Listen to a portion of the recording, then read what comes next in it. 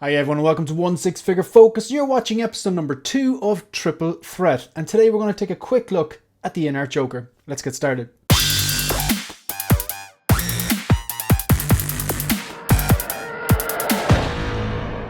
Alright, so this is episode number 2 of a series or a playlist of videos that I've created called Triple Threat. Just in a nutshell, what a triple threat is, it's a philosophy I use for my collecting because these things are very expensive. They're high quality, but unfortunately they come with a high price tag, so we can't have everything. So how I actually determine if it makes into my collection or not, if I'm going to put it down my hard or earned euros or not, it's got to be a triple threat.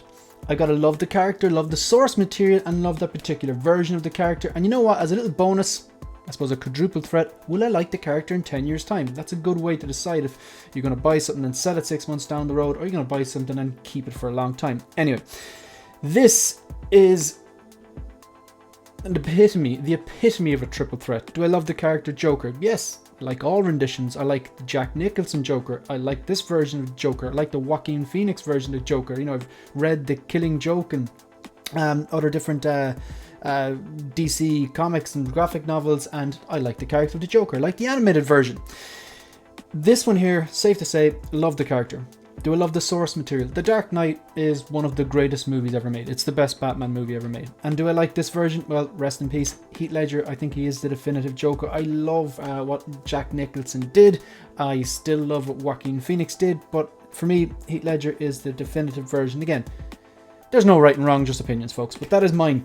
So this here, I know that people are kind of sick to death of the purple coat Joker and Heath Ledger and the sorry, rest in peace, that's not what I meant. They're sick of this particular figure because we've had multiple versions from Hot Toys. There's any amount of third party and customs. We have the Inart rooted 2-pack, the sculpted 2-pack, the single.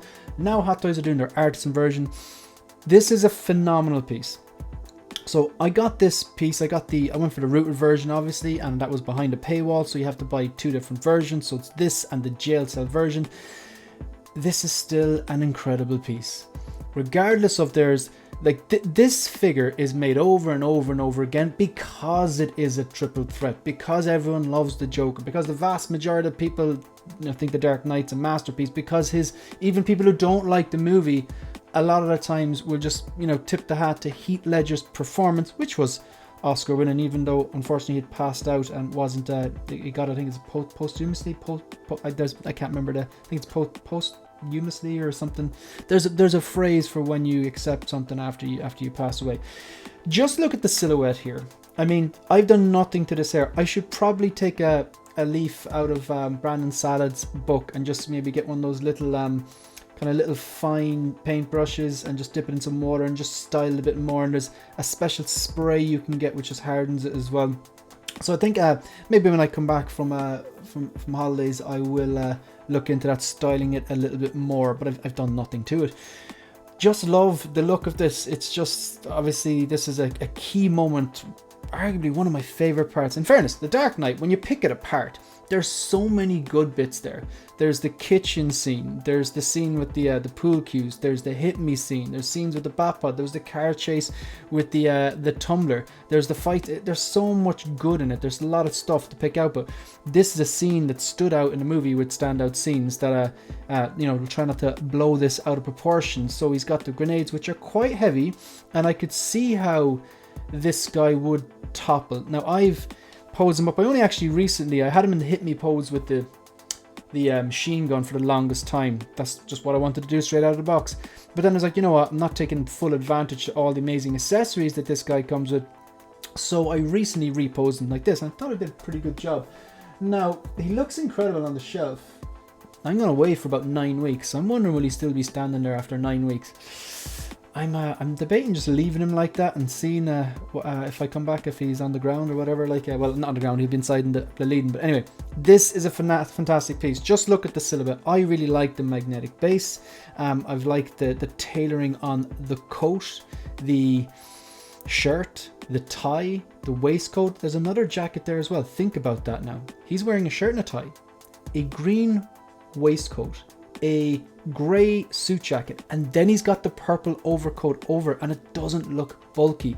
In fairness, That's impressive. I love the way they have I'm pretty sure it's a real metal loop there that he has in his right thumb, and then you've got the purple thread connecting individually to all the different grenades, and all the different grenades are different styles. Even the lining of the coat, I believe that is screen accurate. Let's just take a look at some more of these. Let's just a little bit of a close up there, because the first, with all these triple threat, this series of videos that I'm going to do, the first thing I do is I take a photo as it looks in the shelf through the glass. So you can see there's a bit of dirt on I need to clean these shelves. You can see the top there, the light is catching a bit of oils or smudging or fingerprints at the top there. Then the second photo, then I've removed that so you can just see the figure a little bit more clearly. There's no glass in between the lens and the figure, so look, it looks a lot cleaner there. There's nothing in between. There's no light glare or anything like that, just a different angle. And again, like, that's the hair out of the box. I really didn't do anything to it. I could make that look a little better. I think if I took, like I said, a brand new clean fine paintbrush or makeup brush or something like that, dab in a little bit of water and just style it like that, and then get the little spray then to harden it up a bit, I think I could make that sit a bit more naturally. Just look at the pose. I just even like the left hand, that comes with the lapel gripping hand, so that's that hand is made specifically for this, and actually does grip the coat quite well. Hopefully it won't leave a mark. Anyway, just zoomed in there. Has the rolling eyes functions as well, so I probably could have done a little bit more of this, but I'm happy with that. I think it's very well done. Just the layering, I'm just so impressed by the head sculpt. I'm impressed by the rolling eyes function, the rooted hair. The only thing is, just looking at this here now, I think the hair looks really well, but it's up to me then. I think I should do a little bit more futz in there. Just like I said, a little dab of water on a small bit of a fine like paintbrush. So I need to buy a new paintbrush, a fine new paintbrush, and just dab a bit of water just to style in around the top of the hair more so, and a bit around the sides as well. But yeah, again, just zooming in there on that right hand. Again, that hand is the hands here are specifically for this. There's a bunch of swap out hands. It has some seamless wrists and stuff like for the jail cell version, because I'm only showing you one half here. I didn't actually do a video on the jail cell version, but the jail cell, real wood, real metal bars. The seat he's sitting on is metal as well, and of course it has those. You can show off the handcuffs and the seamless wrists with all the dirt and grime and makeup on his hands. So very, very impressive stuff. Move on again. There's just the grenades. You can see the top two are the same, and I think the bottom one and the one on the left, the middle left, are the same. And then of course you've got the real textured one on the outer one. Not the clearest photo there. I think my point of focus there the camera didn't quite focus. I just took this with a phone, to be honest. There, another angle of it. And then the base, very straightforward. Very straightforward. I like the bases being round. They're simple, they're elegant, and you have some sort of one of the floors that he was, I think possibly the kitchen floor. I don't know.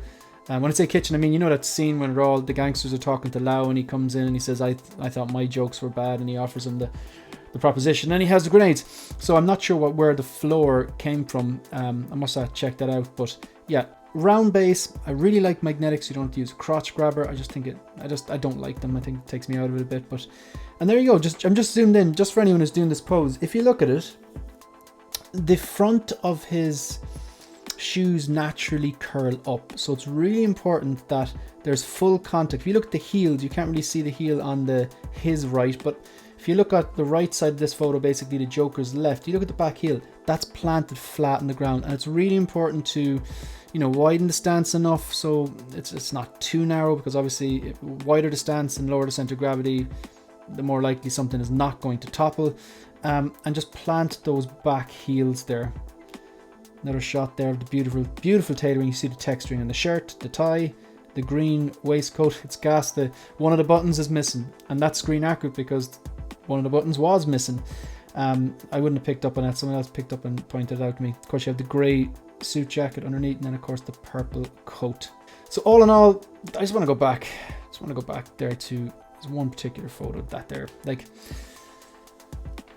this figure gets made over and over and over again because it is a cultural icon. It's a pop culture phenomenon. It is by definition a triple threat.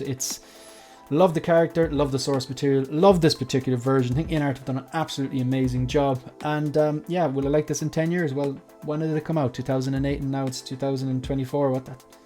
Another 4 years, that'll be 20 years old. I think it's safe to say I'll probably like this for the rest of my life. Anyway, thanks for watching another episode of Triple Threat. More videos to come. They will be staggered on, so pay attention to the channel.